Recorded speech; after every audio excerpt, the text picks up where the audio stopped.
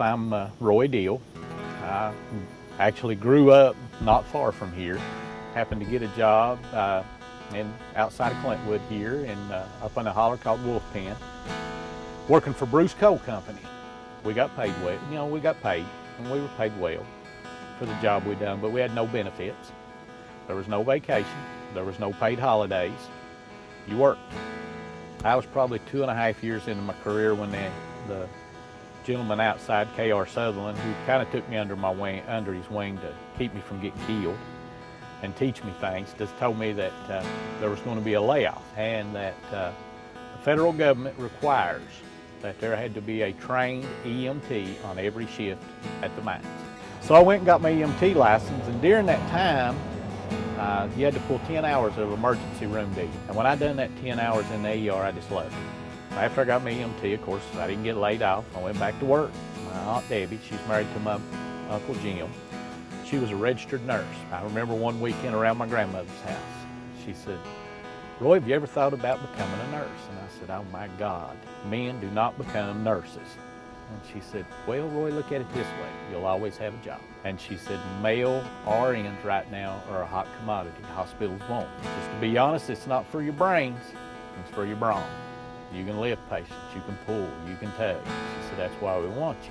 So I started going back to night classes, taking night classes while I still worked in the mines.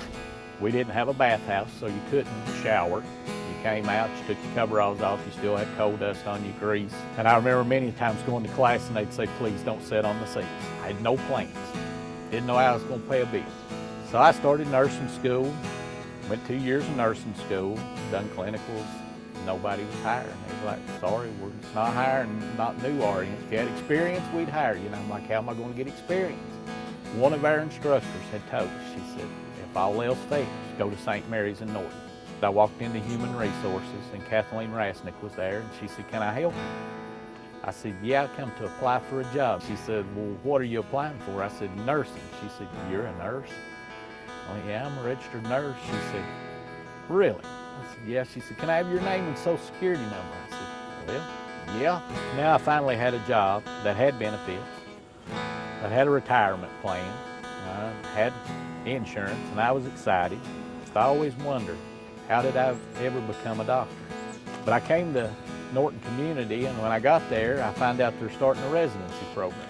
So I helped him and got in on the groundwork and got to work with new residents, got to start working with students. And the more I worked with it, the more I became interested in going to med school, and the more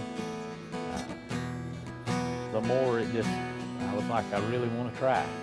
And do I want to live the rest of my life wondering if I could have done it, not knowing, or give it a try? And I was getting ready to apply, and an unfortunate event happened in my life. My mother became sick. She was 55, and she was diagnosed with multiple myeloma, an incurable bone cancer. And I remember she fought hard, but I said, I can't go off to med school, not with my mom sick. So I put it on the back burner, and unfortunately, my mother lost the battle in May of 2005. She was 56 years old. And I really didn't know if I wanted to do this anymore. Because of what I knew when she got diagnosed, I said, it's not a good place to be, because you know what's going to happen. But then my dad sat down with me, talked to me, and he said, "Son, if she could talk to you, she'd tell you she wants you to go. But you've got to go." So I went and talked to Nida, and I said, "Dr. Nida, I'm applying." And he said, "Well, it's about damn time." So I applied. Dr. Nida wrote my letter of recommendation, and I knew Nida was very important to that medical school, but I didn't know until I had my interview.